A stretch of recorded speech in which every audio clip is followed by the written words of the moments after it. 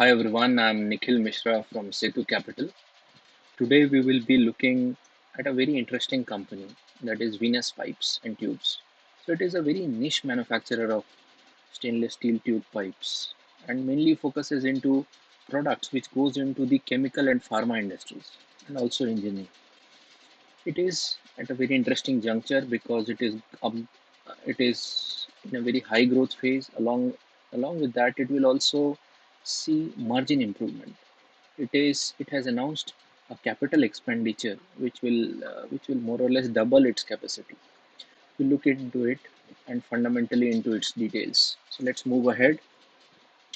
So this company was founded in 2015. It's a very nascent company, but this company has grown by leaps and bounds in the past 6 7 years, and that too profitability, maintaining the profitability. It is not one of those cash burning means acquiring companies which simply burns cash and doesn't showcase profitability. It is more into the obviously into the relatively non-exciting space of manufacturing steel tubes and pipes. So this was started by four promoters, four group of people, and they all have different backgrounds. So the first MD and CFO is is basically a chartered accountant who used to practice in the Kutch region. The second one being an engineer, and the third and fourth were the were were actually traders in this particular category of products. So all four of them combined together formed this company. So this company is based out of Kutch near the Kandla and Mundra ports. They have around 68,000 square meter land where manufacturing is going on, and they also have a surplus 45,000 square meter land available, and in which the further capital expansion which they are undergoing will take place. They have more than 90% capacity utilization with an installed capacity of 10,800 megaton per annum. So they are expanding their capacity to 24,000 megaton per annum, and they will be doing a backward integration of 9,600 megaton per annum as well. So this particular company caters to around 58 Fortune 500 clients in India, and they also export to 20 plus countries. They have a wide variety of product basket like stainless steel high precision and heat exchanger tubes, stainless steel hydraulic and instrumentation tubes, stainless steel seamless pipes, stainless steel welded pipes, stainless steel box pipes. Most of their product goes into chemicals, engineering, and fertilizer and pharma segments.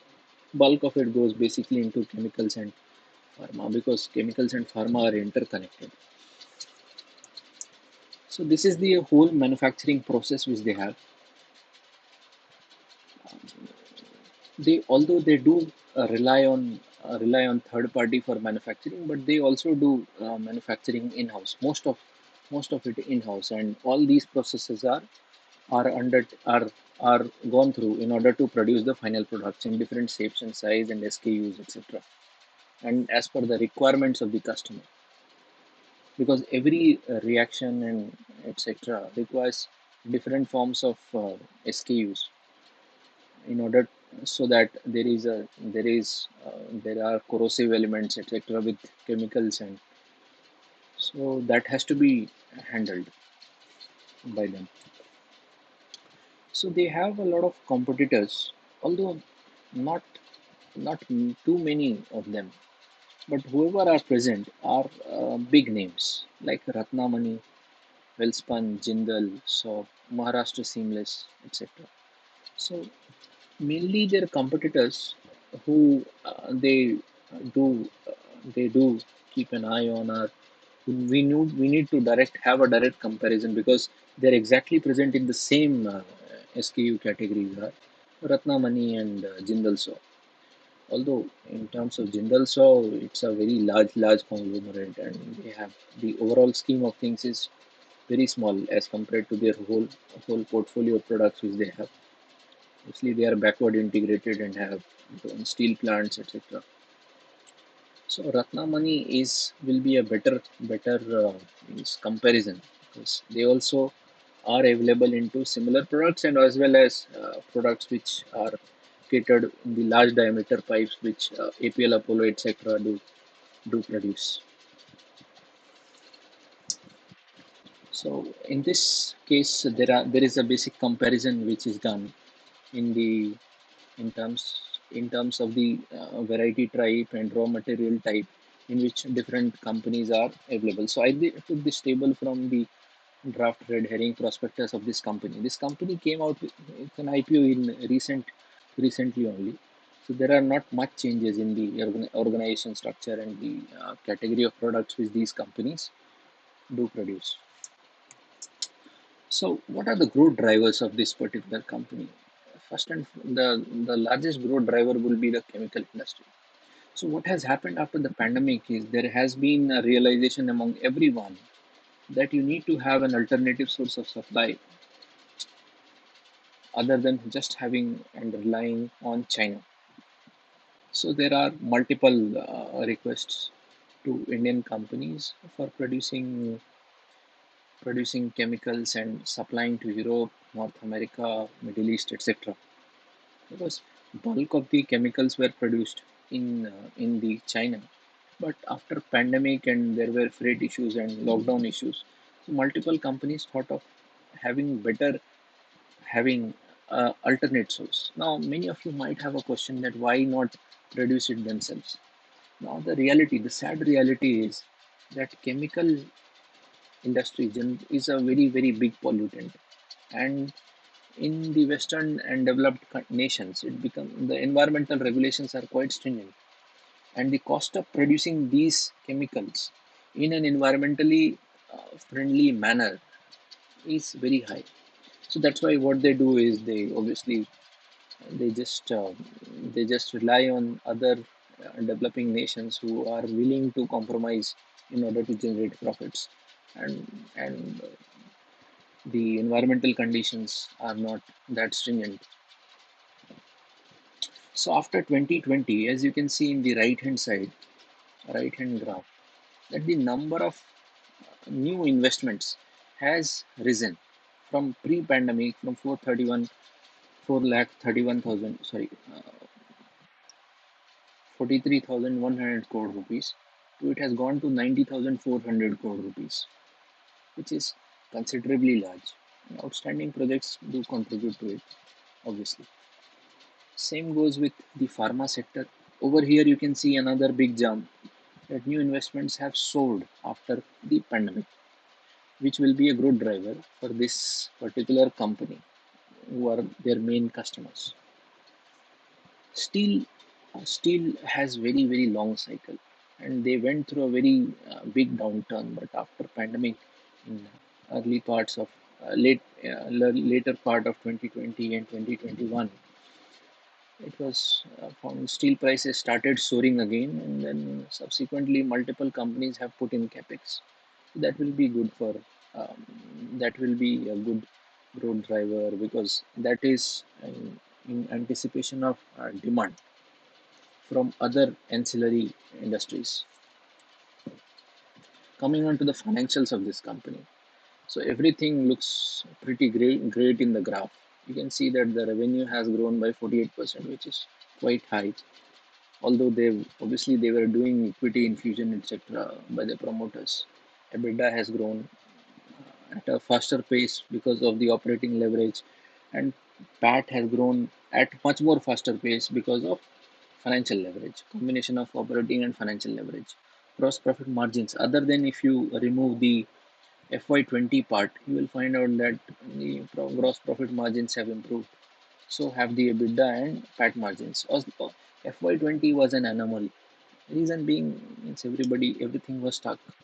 There was COVID, and obviously, if you have to just part away with your inventory and don't want it to be stuck along with you, you are willing to compromise on margins and just give it away. And obviously, the freight charges had been very high, which must have led to decline in the margins. Now, so uh, these were mainly the profitability ratios, basically uh, things which can be derived from uh, profit and loss statements. In case if we do a revenue split of the welded and seamless products, welded stainless steel and seamless stainless steel products, you'll find out that both have been considerably growing, and both are growing at more or less different rates. Not exactly similar, but both are growing at high rates, which is good. And there is a combination of volume growth and price increase as well. Realizations have also increased. That's why you can see that the volume has grown at 26%, but the revenue sales has grown by 14%. Rest must have come from more realization. Means the same product is sold at higher price. Now looking at into the key ratios. So the return on equity and return on capital seems to be quite high. So this is generally not find it to be this much high. There is a catch over here. Company has been relying on third party sources for manufacturing. So it happens that they don't have to put their own plants, but these high ratios are coming at a cost of profit margins, which ultimately would any company who wants to maintain manufacturing company who wants to maintain quality, etc., at higher base will have to forego, and the return on equity and return on capital employed will have to come down. And one more thing, they are operating at 90% plus utilization levels. Debt to equity ratio, this was a leveraged company prior to COVID. After that, they have considerably reduced their leverage, 0.5. And as per the management commentary, it seems that they will be maintaining this much amount of debt to equity ratios. So coming on to the interesting part, what is happening from here on? You can see in FY23, they are expecting to almost increase the capacity by 2x. Both seamless and welded tubes and pipes will undergo capacity expansion, and there will be a backward integration of 9,600 megaton per annum. So, company is able to visualize higher demand both in domestic and exports. That's why they are putting up capex. So, this demand will have three levers. The first one will be new projects where new plants and machineries are means put up, and that's why they require new installations. Second would be replacement, and third would be repair and maintenance. Now, since these companies do carry very very very different types of chemicals and liquids, so there are high impact of corrosion and wear and tear, which leads to and obviously after in order to maintain good quality standards, the companies do have to replace their machineries and pipes, etc., time to time. So, as per the basic understanding from management commentary, etc., I did a basic financial modeling where I found out that the present year's data are available, and as per management, they have guided that they will be growing by 20% in FY23, and in FY24 by 40%, and in FY25 as well by 40% over the previous years. Means from here on, the company expects that the capex, the plant will come up by the last quarter of this financial year, and then FY23, and then there will be a subsequent jump in the capacity, and that's why they will be able to produce more products and sell more products. Now, presently the profit margins, which are hovering around 7, 8, 9%, and they have also guided that there will be 400 basis points expansion in margins. They have guided for a 400 basis points expansion in margins. So there can be multiple scenarios. The whole of 4% can flow down. It might also happen that due to operating and financial leverage, they might increase. So what I did is, in a just in order to make my best case scenario in a conservative way, I thought that let's say the profit margins completely boils down and flows down to the bottom line. Although, and in another case, I just thought that let's assume that only 2% of margins do flow to the bottom line. If we simply model on the basis of that, we'll find out that this whole scenario emerges that sales will be growing. We have a rough idea about sales growth. Profitability and will be PAT will be derived from the management assumptions and forecasting. So we get two figures of higher profitability and lower profitability based on the margin assumptions which we have, expecting that everything else remains same and there are no black swan situations. So in that case, now at present, this company is has been trading at an elevated valuation. The growth doesn't come cheap. That that's why markets and the other participants have also realized it. And in the past two months itself, this company has grown by around 50-60%. It came out with an IPO of in the bracket of around 360 to 365 rupees, which was oversubscribed. Right now, it's trading north of 500 rupees. I don't know exactly what it is right now, but it means that the market is anticipating the good growth. And that's why they are pricing it accordingly. Now we have a choice that what would be the exit multiple or the multiples which might sustain over here. If this company is able to grow by 40% in FY 24-25, market markets will reward it with higher multiples. There is no doubt about it. And we can also make an assumption that if this company grows at that rate, in the upcoming years as well, it will also be growing, not necessarily at the same rate, but it will certainly be growing at a higher rate. So it would still be a high growth company.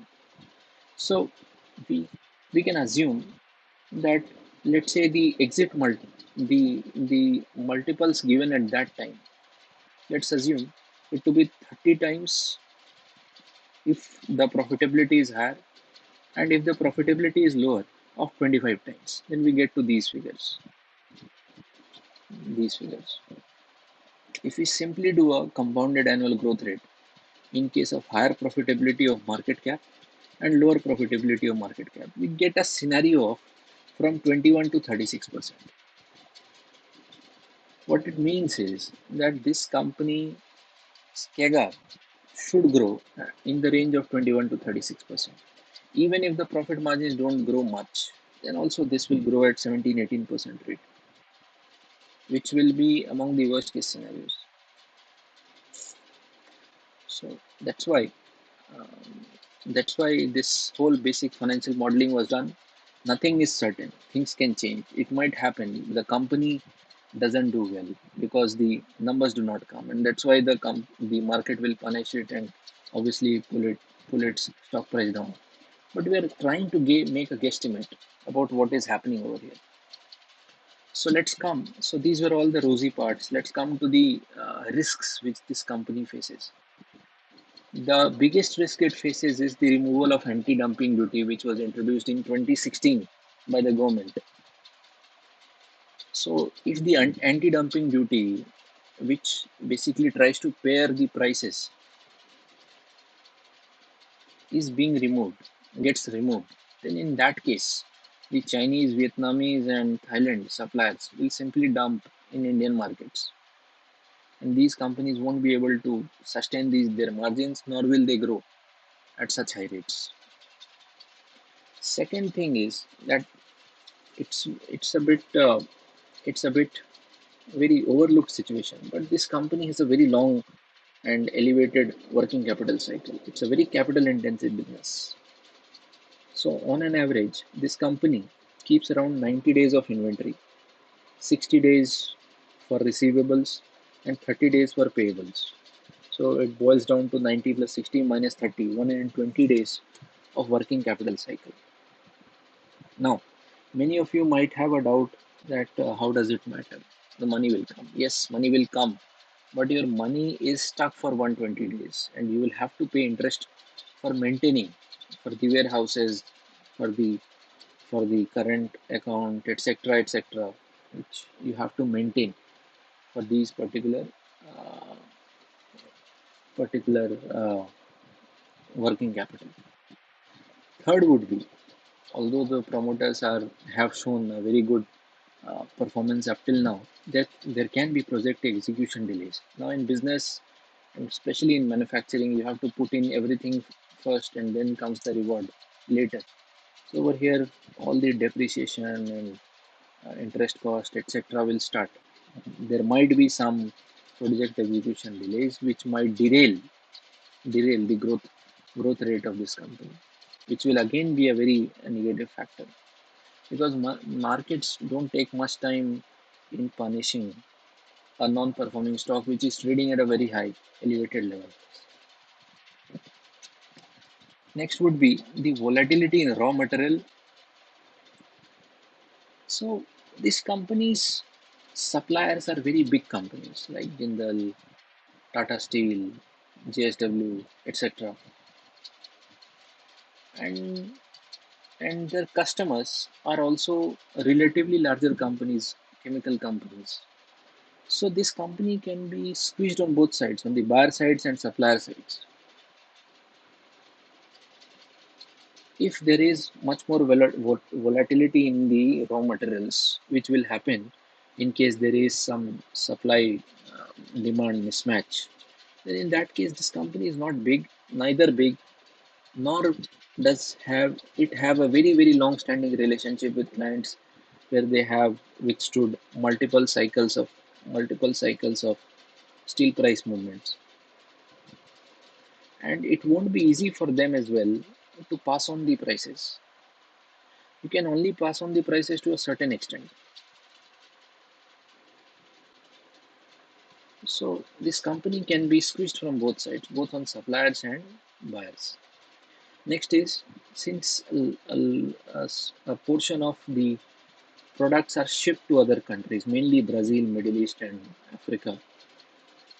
So in that case, it might happen that the freight charges uh, might again become very high because of uncertainty in the global geopolitical situations. In that case, freight charges will simply impact the profitability of this this this company.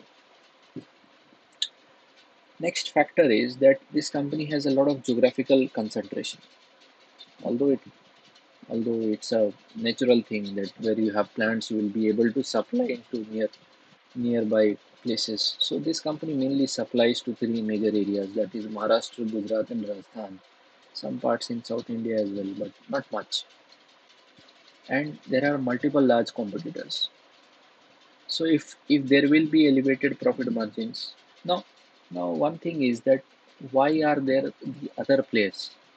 If we take a very large competitor like APL Apollo, not present in this business, because this business requires a lot of working capital cycle, and what they are doing, they have almost almost 7 8 days of working capital cycle. It's just simply amazing. So that's why there is a gap. There's a gap, and large competitors are there, but this is a tough business to operate. It's not going to be. It's not an easy business to operate, and we get to know more about the management as time passes by. We can't make uh, we can't be sure of how things will operate right now. So this brings us to the end of our session.